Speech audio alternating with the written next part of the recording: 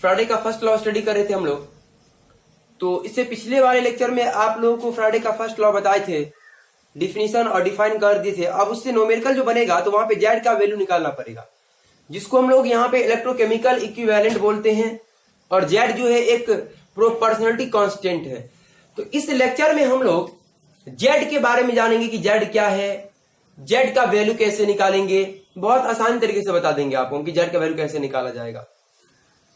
हम फ्राडे के first law से जानते हैं कि W इक्वल टू होता है जेड क्यूब, जहां पे W था amount of substance deposited on electrode, electrode पे जो सब्सटेंस जमा होता है उसका अमाउंट, और जेड इलेक्ट्रोकेमिकल इक्विवेलेंट है, और Q जो है क्वांटिटी ऑफ चार्ज है जो सॉल्यूशन से पास करता है। अब हमें जेड के बारे में जानना है। तो जेड को ऐसे पकड़ के रखते हैं, क्यूब पे लात मारते हैं, तो ये गुना में है, इसके बराबर के इधर आएगा तो नीचे आगे गिरेगा। तो जेड इक्वल टू हो जाएगा W डिवाइडेड बाई क्यूब। अब यहां पे Z equal to W by Q हो गया। अब देखिए W तो अमाउंट है, अमाउंट मतलब वेट, और वो किलोग्राम या ग्राम में यूज करते हैं, लेकिन ऐसा इंटू किलोग्राम होता है वेट का। और Q जो है चार्ज है, और चार्ज का यूनिट हम लोग क्या यूज करते हैं, कूलम भी यूज करते हैं।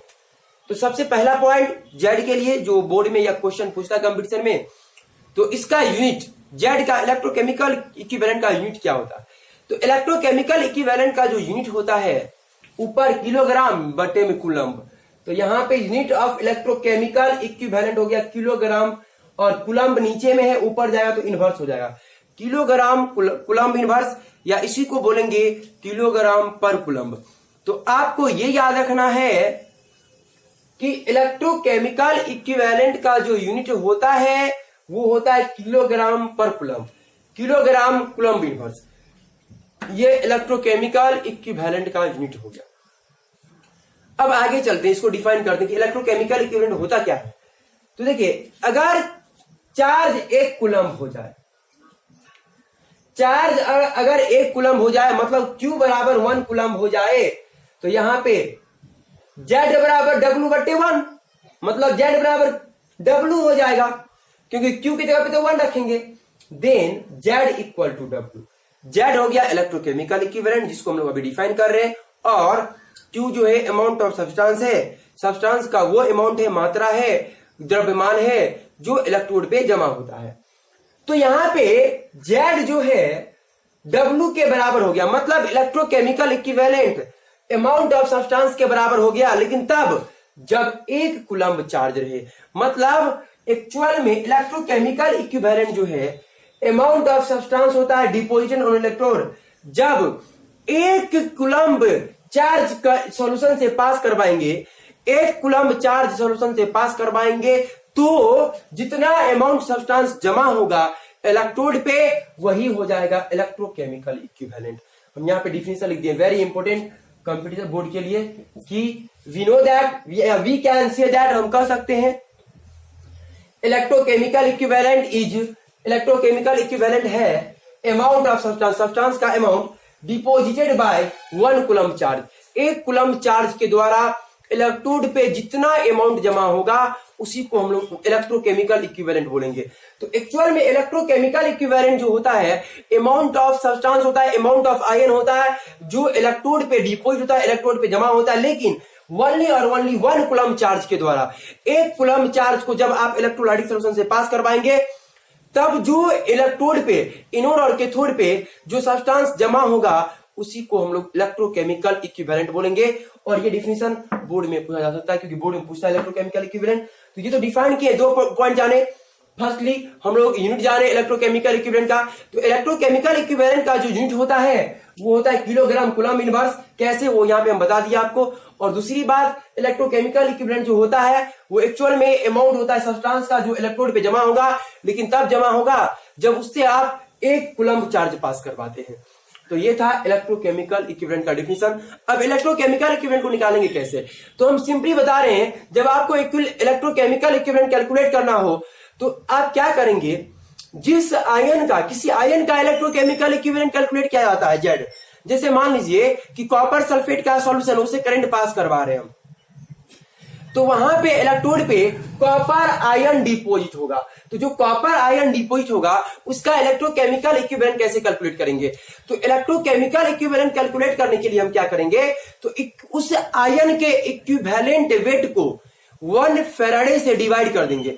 1 फैराडे का मतलब होता है 96,500। जब आप इक्विवेलेंट वेट को किसी भी आयन के इक्विवेलेंट वेट को 96,500 से 1 फैराडे से डिवाइड कर देंगे तो इलेक्ट्रोकेमिकल इक्विवेलेंट जेड का वैल्यू निकलेगा। अब इक्विवेलेंट वेट क्या होता है? तो जब आप लोग को सॉल्यूशन चैप्टर पढ़ाए हुए थे तो वहां पे बताए थे इक्विवेलेंट वेट कैसे कैलकुलेट करेंगे। जब नॉर्मेलिटी पढ़ाए थे तो वहां पे आप लोग को इक्विवेलेंट वेट कैलकुलेट करना सिखाए थे, तो उस वीडियो का आप जरूर देख लीजिएगा। लेकिन यहाँ पे हम आपको बता दे रहे हैं कि इक्विवेलेंट वेट, सिंपली में बता रहे हैं कि इक्विवेलेंट वेट कैसे कैलकुलेट करना है। तो सबसे पहले तो जेड का वैल्यू कैसे निकालेंगे, तो इक्विवेलेंट वेट को 96,500 से डिवाइड कर देंगे। यहाँ पे ई जो है इक्विवेलेंट वेट है सब्सटेंस का, और इक्विवेलेंट वेट कैसे निकालेंगे, तो इक्विवेलेंट वेट निकालने के लिए हम क्या करते हैं, मोलर मास को स्मॉल एन से डिवाइड करते हैं, जहां पे स्मॉल एन जो है वैलेंस फैक्टर है, और वैलेंस फैक्टर जो है सॉल्ट के लिए अलग होता है, एसिड के लिए अलग होता है, बेस के लिए अलग होता है, किसी आयनिक कंपाउंड के लिए अलग होता है। तो आपको एन का वैल्यू जो एन जो है इसको हम लोग वैलेंस फैक्टर बोलते हैं या इसी को एन फैक्टर बोलते हैं। इसको कैसे कैलकुलेट करेंगे इसके लिए आप जो है नॉर्मेलिटी का वीडियो देखिए सॉल्यूशन चैप्टर का, वहां पे हम बताए हुए हैं कि एन का वैल्यू कैसे कैलकुलेट करेंगे। तो आपको जब जेड का वैल्यू चाहिए इलेक्ट्रोकेमिकल इक्विवेलेंट का, तो क्या करेंगे आप, इक्विवेलेंट वेट को 96,500 से डिवाइड करेंगे। ई जहां पे इक्विवेलेंट वेट है सब्सटेंस का, मेनली जो इस टॉपिक में इक्विवेलेंट वेट होगा वो आयन का होगा। जैसे अभी आपको एग्जांपल हम बता रहे हैं यहाँ पे, अब इक्विवेलेंट वेट कैसे निकालेंगे, तो मोलर मास को स्मॉल एन से डिवाइड करेंगे। मोलर मास क्या होता है, तो एक्चुअल में मोलर मास जो है एटॉमिक मास या मॉलिक्यूलर मास के वैल्यू के बराबर ही होता है। जैसे कॉपर का एटॉमिक मास, तो कॉपर का एटॉमिक मास 63.5 होता है, 63.5 होता है।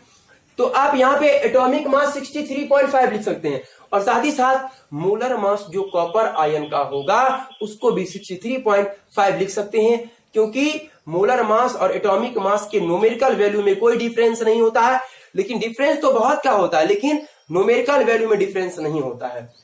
तो ई अब जब इक्विवेलेंट वेट निकालेंगे तो मोलर मास को स्मॉल एन वैलेंस फैक्टर से डिवाइड करेंगे, जहां पे स्मॉल एन को वैलेंस फैक्टर या इसी को एन फैक्टर बोलते हैं। यहाँ पे एग्जांपल बता रहे हैं, जैसे मान लीजिए कॉपर आयन का इक्विवेलेंट वेट निकालना हो, तो कॉपर आयन है तो कॉपर का एटॉमिक वेट क्या यूज करते हैं हम लोग, 63.5। और उसको देखिए ये जो चार्ज दिख रहा है ना आपको आयन में, जो पॉजिटिव चार्ज दिखे वही वैलेंस फैक्टर एन के बराबर होता है। तो यहाँ पे चार्ज +2 दिख रहा है, मतलब प्लस और माइनस से कोई फर्क नहीं पड़ता है, बस आपको वो जो वैल्यू न्यूमेरिकल वैल्यू है वही वैल्यू पुट करना है।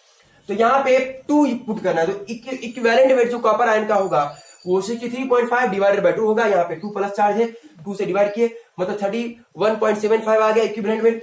अब हमें जेड निकालना है इलेक्ट्रोकेमिकल इक्विवेलेंट। तो इलेक्ट्रोकेमिकल इक्विवेलेंट कैसे निकालते हैं, तो इक्विवेलेंट वेट को 96,500 डिवाइड करेंगे, तो इक्विवेलेंट वेट कॉपर आयन का था 31.75 और डिवाइडेड बाय 1 फैराडे मतलब 96,500। एक एग्जांपल और यहाँ पे Fe3 आयन, ये फेरेट आयन है, इसका इक्विवेलेंट वेट हमें कैलकुलेट करना है। तो कैसे करेंगे, तो आप क्या करेंगे, तो एटॉमिक वेट को उसके चार्ज से डिवाइड कर दीजिए आयन में।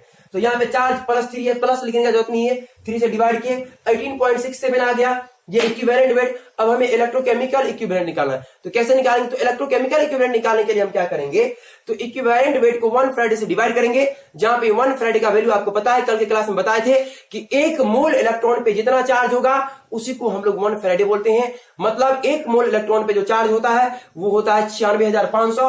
मतलब आप जब 18.67 को 96,500 डिवाइड करेंगे तो आपको इलेक्ट्रोकेमिकल इक्विवेलेंट फेरेट आयन Fe3+ आयन का निकल जाएगा। तो इस तरह से आप जेड का वैल्यू निकालेंगे। इतना में ही सब कुछ है, मेन है यहाँ पे एन का वैल्यू निकालना, इक्विवेलेंट वेट। तो आप सॉल्यूशन चैप्टर का जो है नॉर्मेलिटी का वीडियो देखिए, वहां पे तो आपको बहुत बढ़िया से बताया, वहां पे पूरा एक पॉइंट बताया कि वहां पे एन का वैल्यू क्या होता है, इक्विवेलेंट वेट कैसे निकालेंगे। तो इस लेक्चर में हम लोग जाने फैराडे के फर्स्ट लॉ, जिससे न्यूमेरिकल पूछता है तो हमें जेड का वैल्यू जरूरत पड़ता है, तो जेड क्या होता है उसके बारे में जाने। पिछले लेक्चर में आपको फैराडे का लॉ बताए थे, इसके नेक्स्ट लेक्चर में आप लोगों को फैराडे का सेकेंड लॉ बताएंगे, लेकिन नेक्स्ट लेक्चर में नेक्स्ट क्लास में बताएंगे उसको।